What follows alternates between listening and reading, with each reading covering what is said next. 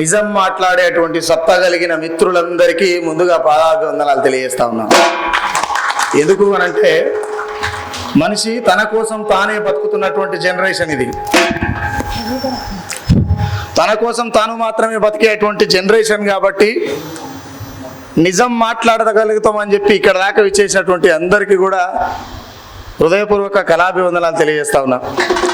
అదేవిధంగా 60 ఏండ్ల పోరాటాన్ని, 1,00,000 పేజీల పుస్తకాన్ని, 60 ఏండ్ల పోరాటాన్ని ఒకే సినిమాలో 2.5 గంటల సినిమాలో చాలా అద్భుతంగా ప్రపంచం చూసేటట్టుగా ఒక సినిమానే కాదు చాలా సినిమాలు తీసిండు అన్న.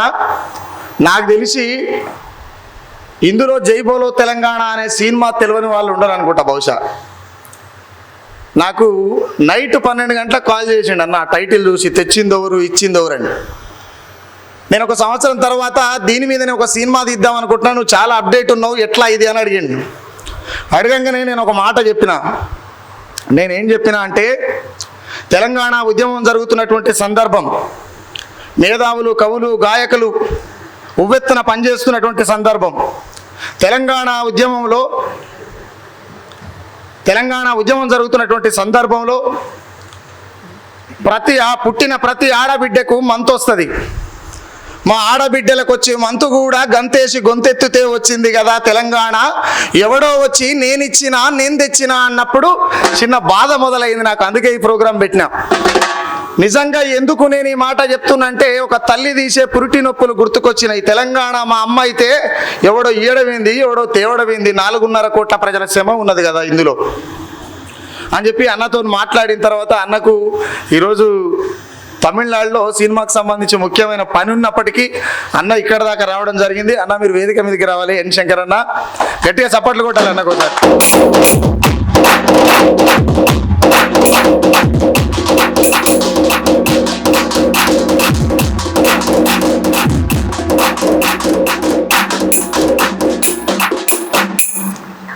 అదేవిధంగా మీరు బహుశా నాకు అన్న పాటలు మీరు వినంది ఉండరు అనుకుంటా. బహుశా కన్న కొడుకు ఒక్కడుండాం వాణ్ణి అన్నలల్లో గెలవమంటాము, రేపు కడుపు నొక్క బిడ్డ పుట్టిన వాళ్ళ జెండా బట్టి తిరగమంటాము. ఈ పాట రాసింది ఎవరు ఎరికైనా?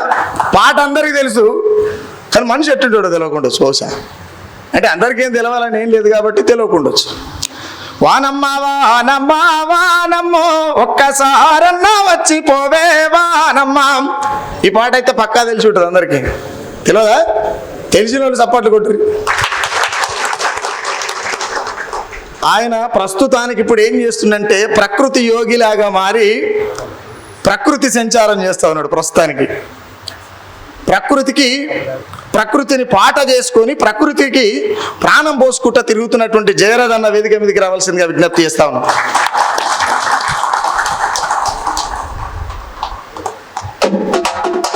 అదేవిధంగా ఉస్మానియా యూనివర్సిటీకి సంబంధించినటువంటి విద్యార్థి ఉద్యమ బిడ్డ,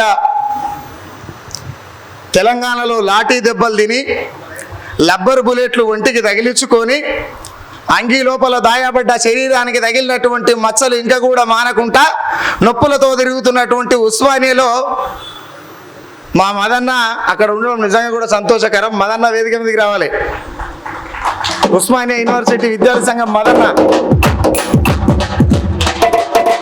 వేదిక మీదకి రావాలి. ఇది మన వేదిక, మనమే మాట్లాడుకోవాలి కదా.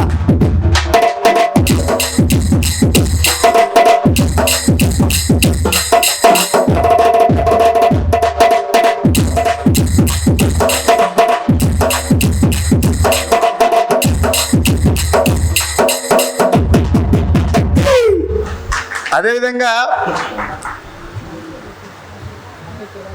జూనియర్ సోమన్నగా పేరుగాంచి అనేక పాటలు ఈ మధ్యకాలంలో చాలా పాటలు చేస్తుండు. మా అన్న నిన్న మననే ఒక పాట కూడా రాసిండు, అది రేపో మాపో రిలీజ్ చేస్తాడు. జూనియర్ సోమన్న మా నరేష్ అన్న వేదిక మీదకి రావాల్సిందిగా విజ్ఞప్తి చేస్తా ఉన్నా.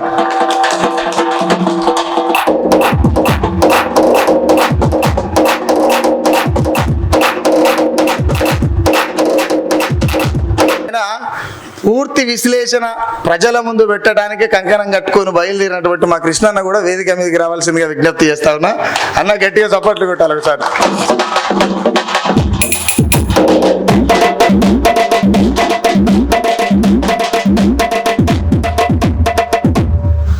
ముఖ్యంగా ఇక్కడికి వచ్చినటువంటి మీడియా, యూట్యూబ్ ఛానల్ వాళ్ళందరికీ ప్రత్యేకమైనటువంటి ధన్యవాదాలు. ఎందుకు అని అంటే మీరు చూపించకపోతే మేము ఏడా కనపడం, అవునా కాదా?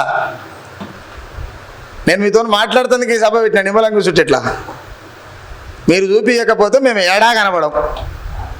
కాబట్టి మీకు కూడా ప్రత్యేకమైనటువంటి ధన్యవాదాలు. మీడియా మిత్రులకు ఒకసారి గట్టిగా సపోర్ట్ కొట్టాలి.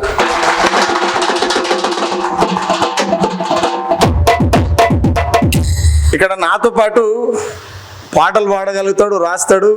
ఈ మధ్యలో చాలా పాటలు యూట్యూబ్లో పెడుతున్నటువంటి మా భాస్కర్ అన్న వేదిక పరిచయం అయిపోవాలి పెద్దన్న. ఇది రాజకీయ వేదిక అయితే మనకి అవకాశం దొరకకపోయి ఉండొచ్చు బహుశా. అదేవిధంగా నిజంగా తెలంగాణ తెచ్చిందెవరు, ఇచ్చిందెవరు? ఈ 60 ఏళ్ల పోరాట చరిత్రలో మలిదశ తొలిదశ లెక్క పెట్టుకుంటే 6200 మంది బిడ్డల బలిదానం ఈ తెలంగాణ నేల మీద నెచ్చటి నెత్తురు ఏరులై పారిస్తే సిద్ధించినటువంటి తెలంగాణ తెచ్చినాని ఒకరు, ఇచ్చినాని ఒకరు. ప్రాణాలనే ఇచ్చినోళ్ళం నిజం మాట్లాడలేమా అనేటువంటి ప్రోగ్రామ్ను పెట్టుకొని తెచ్చిందెవరు, ఇచ్చిందెవరు అనేటువంటి సందర్భాన్ని వేదిక మీదకి తీసుకొచ్చినాం. తెలంగాణ ఉద్యమం కోసం, తెలంగాణ రావడం కోసం, తెలంగాణలో జరుగుతున్నటువంటి దోపిడీని తరిమి కొట్టి స్వయం పాలన కోసం తెలంగాణ ఉద్యమం జరుగుతున్నటువంటి సందర్భంలో బెల్లి లలితక్క గొంతెత్తి తెలంగాణ పాట పాడితే బెల్లి లలితక్కను 17 ముక్కలు నరికి 7 బావులలో విసిరేసినటువంటి త్యాగాలు ఈ తెలంగాణ భూమిలో ఉన్నాయి. నిజంగానే అంత అక్కసుతోని 17 ముక్కలు నరికినప్పుడు నిజంగానే ఆ తెలంగాణ గొంతు, ఆ తెలంగాణ ఉద్యమం ఎంత తల్లడిల్లి ఉంటుంది అనేది ఖచ్చితంగా ఒకసారి మనం గుర్తు చేసుకోవాలి. మా తండ్రి సంపాదించిన ఆస్తి నాకు చెప్పకుంటేనే మా అయ్యో చచ్చిపోతే నేను బిచ్చగాన్ని అయితే కాబట్టి ఖచ్చితంగా తెలంగాణ ఉద్యమం కోసం తెలంగాణ ఎవరు తెచ్చిర్రు, ఎవరు ఇచ్చిర్రు, తెలంగాణ ఎట్లొచ్చింది అనేటువంటి అంశం ఖచ్చితంగా ఈ 4.5 కోట్ల ప్రజల ప్రతి గడపకు చేరాలనేటువంటి కార్యక్రమం పెట్టుకున్నాం. ఇకపోతే చాలామంది నేను ముందర చెప్పినట్టు తనను తాను కాపాడుకునేటువంటి పరిస్థితులు బతుకుతున్నటువంటి తరుణం. నిజంగానే నిజం మాట్లాడడం అంటే సావుతోని సంసారం చేసినట్టే. కాబట్టి ఇక్కడికి వచ్చినందుకు అందరికీ ప్రత్యేకమైన ధన్యవాదాలు తెలియజేస్తూ ముందుగా మా తమ్ముడు శంకు యాదవ్ మాట్లాడతాడు. మాట్లాడిన తర్వాత పాటలుంటాయి, మాటలుంటాయి. తమ్ముడు మాట్లాడదా?